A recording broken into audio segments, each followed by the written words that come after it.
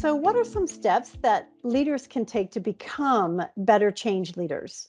Well, there are a lot of things that leaders can do to be better change leaders. And in fact, oftentimes it looks like just being a great leader. But there are three things that come to mind when I think about the projects that I've been involved in for change leadership and that successful change leaders do consistently. So they do three things. They put their thoughts into words, they allocate resources and people and time, and they make decisions quickly. And those decisions are in alignment with their guiding principles and values of the organization. So, for instance, for putting thoughts into words, as a leader, if you're a leader, you've been thinking about the change for a long time already, but others need help catching up to you. So, some take time to develop a vision for the future and their strategy and their guiding principles, the key messages that really set the stage for change. And that takes some discussion, it takes some thinking and back and forth and thought.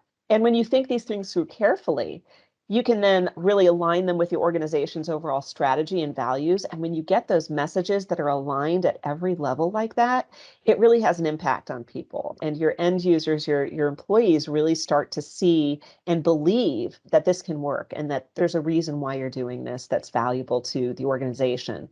And so, in thinking things through, you can also think about ways that you as a leader can inspire and support or otherwise influence the change with your employees. And I love it when leaders get help from experienced change practitioners, particularly those who are really good and well versed in leadership coaching, because they can help you articulate your thoughts and work with you to flesh out your ideas. As for allocating people and resources and time, you want to put the right people in place to orchestrate the change and give them the time and resources they need to be successful. So, a really big component of that is prioritization. And that's something every company I've worked with really struggles with. And Sheila, I'm sure you've experienced that too.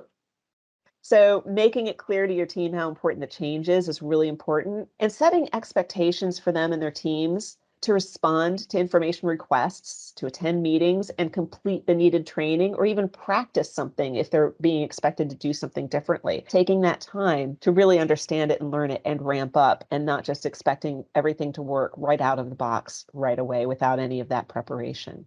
As for making decisions, I really encourage leaders to, use the data you have available to make decisions really quickly so your team can keep things moving. So if you're feeling like you don't have that information, ask your project team for it. Tell them what it is that you need in order to make that decision. You want to be listening all the time and asking questions that are aimed at clearing the path for your team to move forward, not just holding them accountable for checking those boxes and finishing items on a list.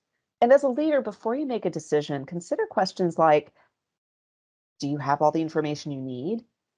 Or does the decision align with the company's strategy and values and the project's vision and guiding principles? And also, I think every leader thinks about this. What are the risks and issues that might arise from the decision? Are there any mitigation plans that you need to put in place? So it's always really helpful when people can see their leaders' day to day decisions and actions totally line up with what they're hearing from them.